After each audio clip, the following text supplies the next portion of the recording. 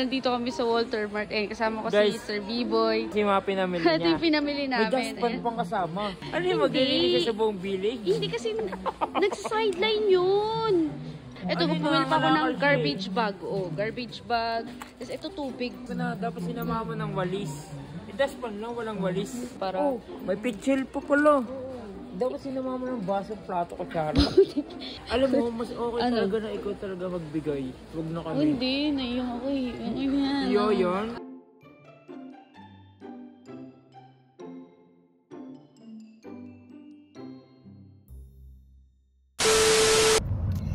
So guys, nandito ko na kami sa kotse. Ayan, kasama ko si Sir B-Boy. Ayan. Ang bagong lantad natin ngayon, si Sir B-Boy. Which is so proud kami kay Sir B-Boy. So guys, pupunta kami ng grocery yan. Kasama rin namin si Ate Sam yan. Kasi, so sa nalikom natin na pera para sa grocery ni Jello, bibili na natin siya ngayon yan. On the way na kami ngayon sa Walter Mart. Ayan. So guys, update ko na lang kayo kapag nasa Walter Mart na lang kami. So guys, hindi ko na kayo na-update na nandito kami sa Walter Mart. Kasama ko guys, si Sir B-Boy. Guys, tinan mo naman kasi mga pinamili niya. Ito yung pinamili namin. May daspan pang kasama. Hindi kasi napansin ko kasi 'di ba si Mr. Jello kasi kailangan ano yung maglilinis sa buong village? Hindi kasi nagsa-sideline yun. Kailangan niya ng dustpan para sa sideline niya. Ito, pumili pa ako ng garbage bag. Oh, garbage bag. Tapos ito tubig. Kasi yung tubig na kinukuha niya dun lang sa free station dun sa ano court, diba? Ito na para malinis. Alam ko na, dapat sinama mo ng walis. Daspan lang, walang walis. Oo nga pala, sige natin. Tapos ito, tissue, ayan. Tapos ito, binilang ko siya kahit hindi na ready to eat. Kasi meron naman siyang maliit na kalan, diba? Kasi mahirapan magluto yun. Balik na lang natin to. Balik na natin. Sa kampo. Makikiluto. Hindi, wag na, lang siguro natin, balik na lang natin to, no? O sige, balik ko na lang to. Dami naman ito. Tapos, parang sobrang dami naman yung tissue. Hindi na, kaya yan, ano ka ba? Okay lang yan na may tissue siya, di ba? Okay. Tapos, ito mga portable na tubig. Mga tubig. Alam mo, mas okay talaga na ikaw talaga magbigay. Huwag na kami. Hindi, naiyong ako eh. Iyo yun? Tingin niya nang hiya? Nakikita ko na hiya. Sige na. Uy, wag ka naman tawa ng tawa, Mrs. Otis. Kaya tawanan niya. Tinan mo kasi may dustpan, may garbage bag, walang walis. Uy, naman ako eh. Concern nga ako eh. Para gumawa siya ng sideline niya, diba? Sige. Alcohol. Hindi, marami tayong alcohol sa bahay. So, ano pa bibili mo? Ito para sa niya eh.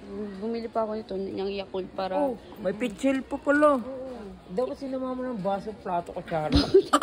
Hindi, kasi para dito, ayan Ito, binilang ko pa siya nasa yung paper plate natin. Ay, ito. Ito, yan. Para, yan, tapos ito, portable na baso niya. Portable. Ito, Listerine. Meron pa nito. Naka-paper plate siya, tapos papahugasin niya. Oo nga, no? Hindi kasi sa sideline linis nga, ang kulit mo Guys, hindi kasi ako nangyayalam sa mga pinamimili niya, guys. Ako lang tagatulak na itong dito, bili pa tayo ng, bakit nasa pedigree tayo? Uulamin niya ba yan? Sira ulo talaga si Mrs. Otis. Alam mo, Salo? Uy, hindi. Guys, joke lang yun Mamili na muna tayo, mamaya na mag-video. Namili na muna kami guys. Ayan, tapos update na lang namin kapag, guess the bill na. Tingnan nyo guys. Kinakabahan nyo sa bill. Best. Ba't wala rin nakabahan ka? Naka-vlog ka na. Ba't wala rin nakabahan ka? Hindi guys. Kasi alam ko budget ko lang 2K.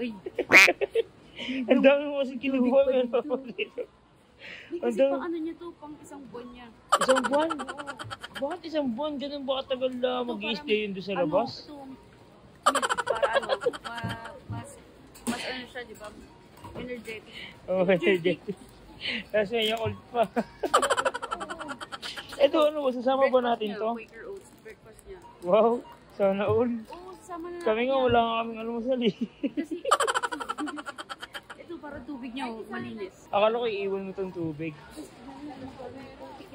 Magkano? Tibo lang,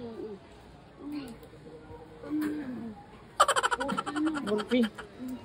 Ang dami mo naman kasi talagang pinamili. alam niya, alam ko 2K na lang ito eh. Ganito na pala bilihin. Utang ka sa akin. Wala din ako eh. Sige bes, mamaya. 4K na. 2K lang yung yung usapan eh. Anong gagawin mo? Okay na natin. Ako na bahala. Sige ah. Babayaran na natin.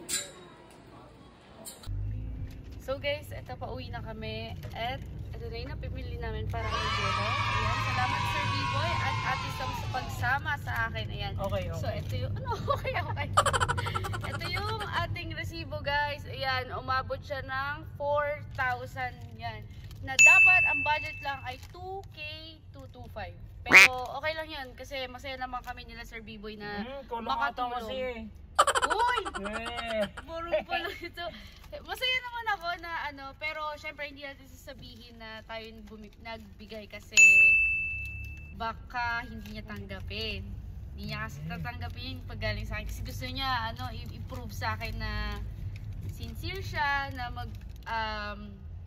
magbabago siya para sa ikabubuti ng Sana all nagbabago. Si Ares hindi. Uy! Oh no! Wag naman, may pinagsamahan naman yan sila Boss Ares tsaka may pinagsamahan naman tayo, di ba? So guys, update na lang namin kayo kapag nabigay na namin tong grocery para kay Jello. Bye!